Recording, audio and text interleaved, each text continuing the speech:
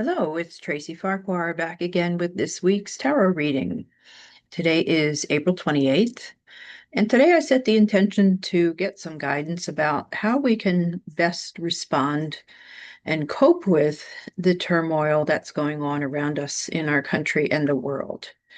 So, this is what I got in response to that query. As usual, I've pulled four cards, the first three representing past, present, and future, and the fourth card being the card that wraps up the whole reading.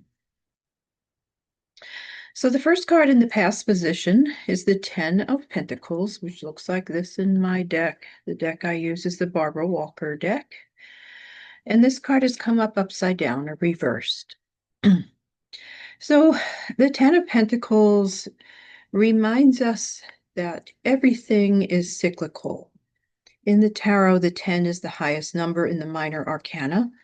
And so it represents a sense of an ending and a beginning. And it reminds us that there is never an ending without a beginning, and there's never a beginning without an ending. So we tend to think as humans very linearly because that's the way we need to function in the world. We think of things as having a starting point and an ending point.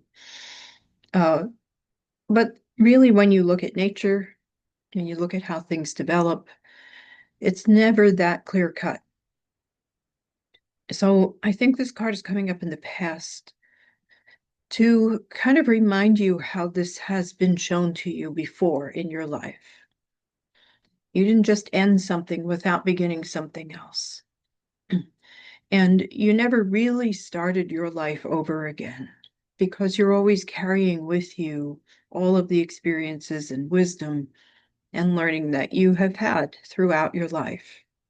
So we're always in a state of transformation, change, and hopefully that transformation and change continues to be a sort of leveling up. So I think it's wanting us to remember that with this kind of sense of cyclical time, nothing is permanent, everything changes, everything is temporary. And if we look at it that way and we realize that the lessons that we learn in adversity and challenge have a huge effect on where we go and how we progress in our lives. And even the hardest times, I would say, especially the hardest times, can have the opportunity for the biggest lessons and the biggest change. So I think it can help us to think of things this way, recognize that all challenges shift and change at some point. It's hard to remember that when you're in the midst of them, and it doesn't really diminish the stress around living through that kind of turmoil, but it can help us to continue to hold on to envision the changes that we want to occur. The second card in the present position is the Princess of Swords. And it looks like that in my deck. So she is kind of galloping into the future in her metal bikini there. And so there is a sense of action in this card, the sense of taking the action that you feel drawn to take. Because the underlying message of this very passionate kind of strong sense of action in this card is also indicating that we don't want to burn ourselves out. So take action where you feel it's necessary, but don't think that you need to charge in and change the world. Don't overdo it. Don't tax yourself. Know your limits. Okay. And we all have our own limits. We all have our own energy and our own sense of how we want to participate in what's going on in the country and the world.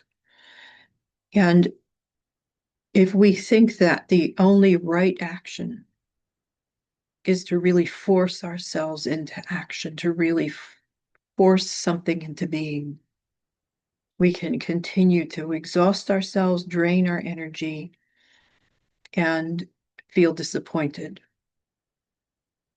So I think it's saying the best action is whatever feels right for you. And, that can be anything from, signing a petition to, joining a protest or writing to senators or whatever it is that you feel compelled and drawn to do. Sometimes the best action is just being a good person, I think. That can be extremely powerful in the world. Being kind and compassionate, considering what you want to see more of in the world and being that. That's action. The third card in the future is the Eight of Swords. It's also come up reversed. And the word on the card in my deck is disillusion. It is not predicting that for us, okay? So you don't have to worry about that. The way I read reversed cards, like the first one and this one, are that they're more about what's going on internally than externally. So with that first card, it's like a reminder about how we are perceiving and processing the idea of time and change. This card is about the sense of expectation for disappointment or disillusion. So to me, I feel that this card is saying, check yourself if you are expecting things to go wrong. That's not an easy thing to do when you're in the midst of things that you don't want to be experiencing, because we can start to convince ourselves that this is all there is, that all there is disappointment and disillusion, and that's what we have to expect for the future.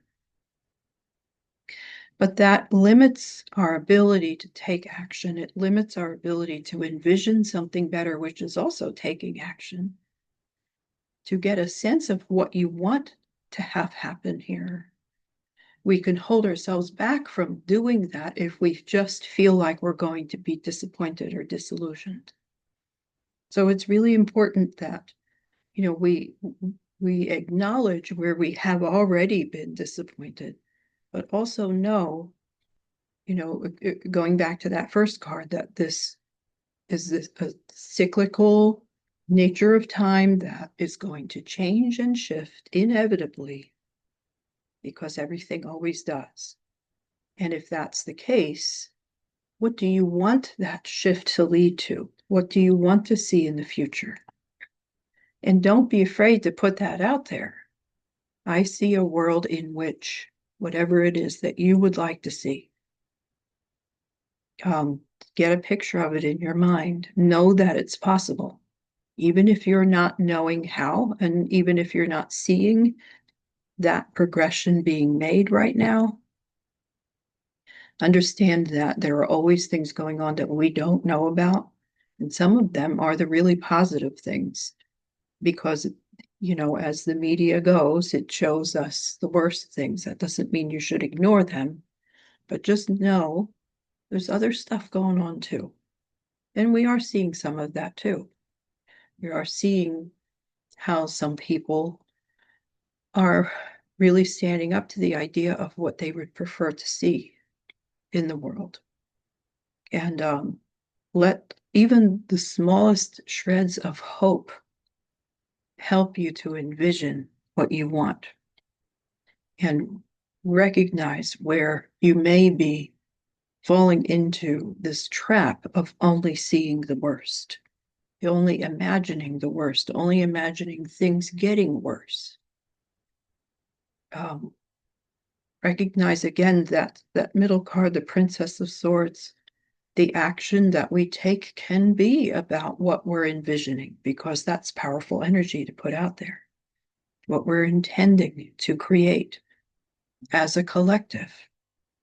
We need to be able to know that there is a potential for things to get better and for things to change in a very positive way. We can't let go of that, because that would be giving up. Now, the last card, which is the card that sums everything up, is the Death card, and there it is. And it's come up reversed, upside down. The Death card is very, very rarely literal, as are all the cards in the tarot. And again, it's a reversed card, which the way I read that, which is not the traditional way, is that it's pointing inward. And I think it really does wrap up the reading in a very appropriate way.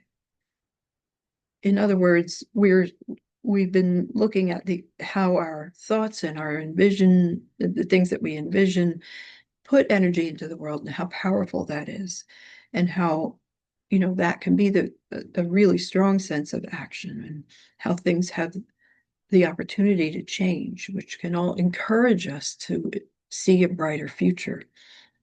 I think what the Death card is encouraging us to do is really look at where we're dwelling in our thoughts, what we are buying into as far as the potential for the future. What has to go? Okay. Some of the things that we may be believing, some of the things that we may be being talked into believing, some of the things that we're being shown are having an effect on us that can be dragging us down. And to me, the Death card is saying some of this needs to go. So the death card is about letting go, being willing to let go. And especially because it's reversed, it's letting go of the internal things, the ways that we are thinking, the things that we are envisioning that are getting in the way of us seeing the true potential here.